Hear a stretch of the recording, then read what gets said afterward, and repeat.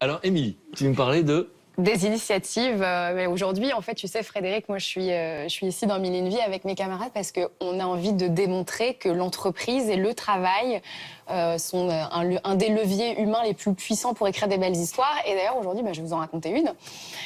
C'est l'histoire d'une pépinière d'entreprise qui a été créée en 2005 à la Courneuve, en bas de la cité des 4000. Je vais d'ailleurs vous montrer une petite photo de la Courneuve. Et ça a été mis en place par la Maison d'initiative économique et locale, avec pour objectif de créer des emplois et de redynamiser ces quartiers, puisque vous le savez peut-être, mais la Courneuve fait partie des 10 départements qui ont un taux de chômage, l'un des taux de chômage les plus élevés, à 13,5%.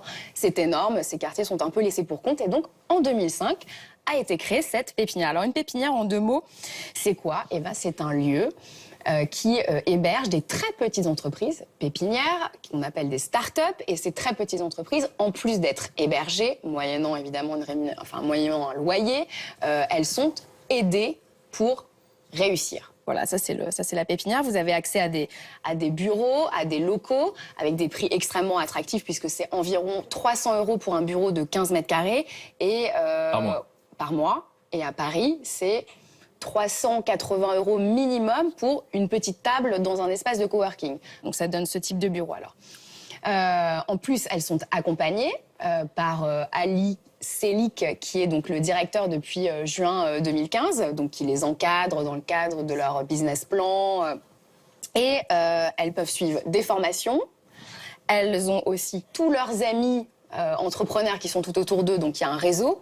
Et je vais vous parler de Ahmed Bouzouaïd, qui est venu s'installer dans cette pépinière alors qu'il habitait à Paris intramuros, parce que son entreprise est une agence de conseil qui aide à développer des projets dans les banlieues, notamment dans l'environnement, donc il installe des jardins, notamment dans l'habitat, puisqu'il aide à réhabiliter l'habitat. Et aussi, il conduit des projets éco-citoyens. Donc, par exemple, il a permis l'installation dans pas mal de banlieues du tri sélectif. Ça a l'air anodin, mais ça l'est pas du tout. Voilà. Et aujourd'hui, il emploie 5 personnes qui sont issues des quartiers. Et il emploie également des stagiaires qui sont uniquement issus des lycées alentours. Et il est devenu tellement populaire qu'aujourd'hui, on le surnomme le maire de la Courneuve. Donc voilà, c'est une belle référence. Ils sont nombreux comme lui dans cette pépinière?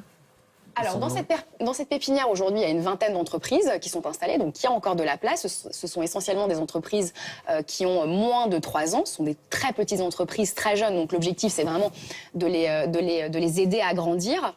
280 entreprises sont déjà sorties de cette pépinière. Elles ont donné lieu à la création de 450 emplois. Donc c'est quand même énorme. Et 80% de ces entreprises, une fois qu'elles sont sorties de la pépinière, ont une durée de vie supérieure à 3 ans. Alors que la moyenne nationale est à 63%.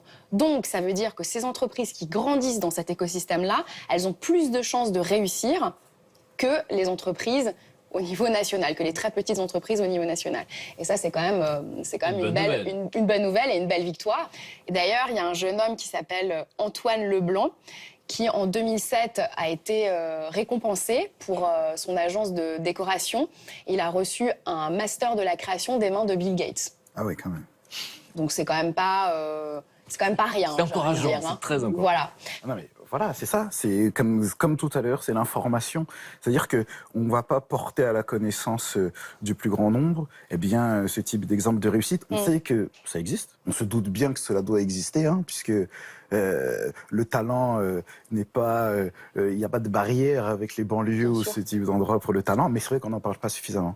Donc, je suis bien heureux que vous veniez en parler. Et je ne m'attendais pas que vous parliez, en plus des 4000, qui est assez éloquent de ce type d'endroit. Parce que les 4000, c'est l'une des cités les plus connues de la région parisienne. D'ailleurs, on appelle les 4000 pour les 4000 logements. Donc, ça parle de la barre d'immeubles qu'on a pu voir sur l'image. Et puis surtout, j'ajoute quand même une dernière chose, c'est que ça fait 11 ans que cette pépinière, elle existe. Elle n'a jamais été dégradée, ni même taguée. Donc ça veut dire qu'il y a un vrai respect de cet espace et que en plus, il est sollicité puisqu'il y a énormément d'entreprises qui passent par là. Et des gens qui viennent exprès. Exactement, de Paris intramuros. Joseph? Ce qui, moi, bravo, très bien. Ce qui, moi, me soucie un peu, c'est que la plupart des gens de la Courneuve ne rêvent que d'une chose, c'est quitter la Courneuve. Ouais. Ils ne rêvent que de ça, partir de la Courneuve. Et je me demande s'il n'y a pas une espèce de transfert du périphérique d'un côté, de l'autre côté du périphérique, où certains ont l'audace d'aller vers la Courneuve, mais ceux de la Courneuve n'ont pas le courage d'y rester parce qu'ils rêvent depuis tout petit de se barrer de la Courneuve. C'est bien ça qui pose le vrai, selon moi, le problème majeur à l'heure actuelle sur toutes les banlieues qui entourent les grandes villes, et Paris en premier bien entendu, mais d'autres grandes villes également. Et c'est systématiquement pareil.